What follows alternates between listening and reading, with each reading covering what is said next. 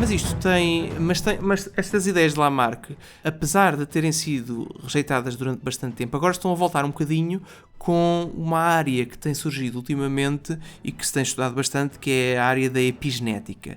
Epigenética, portanto, a origem etimológica é assim uma mistura da palavra genética que já temos vindo a ver, e epi significa por cima, ou seja, isto são coisas que estudam coisas que estão para além dos genes, portanto podia-se chamar metagenética. Metagenética, sim.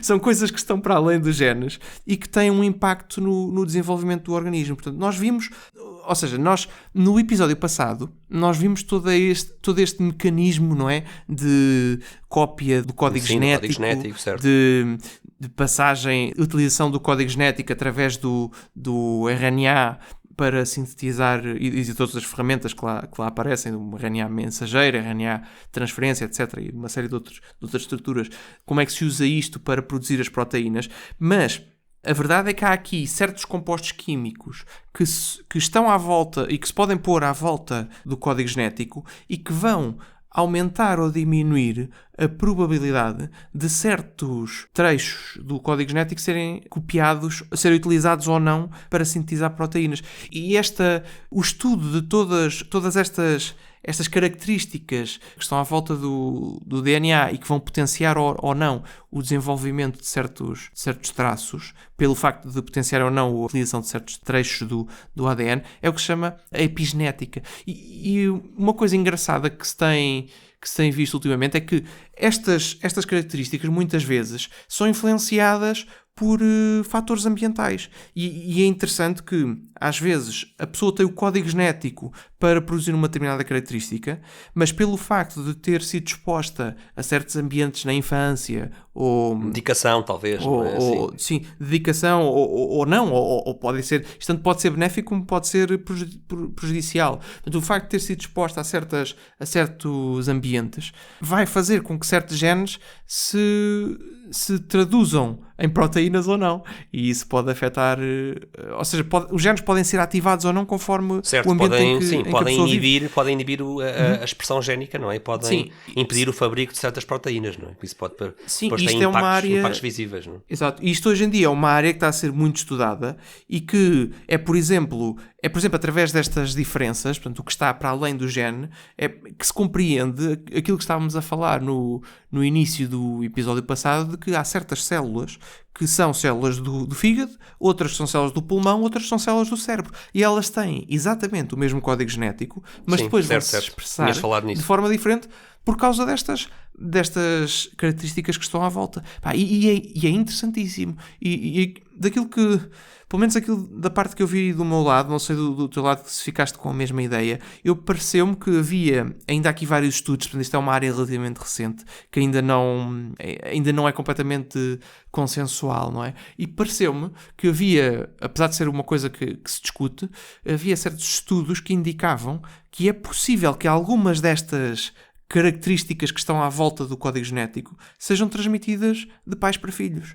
Que sejam também transmitidas de forma hereditária. Ou seja, é nesse sentido que há aqui um conceito neolamarquiano, podemos dizer assim. Não é? É um bocado nesta perspectiva, não é? Exatamente.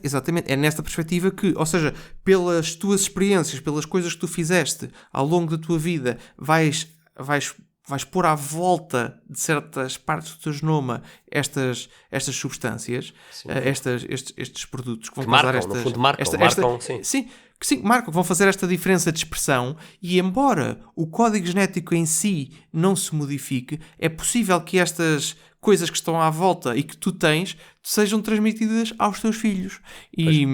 Isto é uma coisa que se está a estudar ainda, não é? Porque depois há papers que apontam nesta direção e outros que vão contra esta ideia.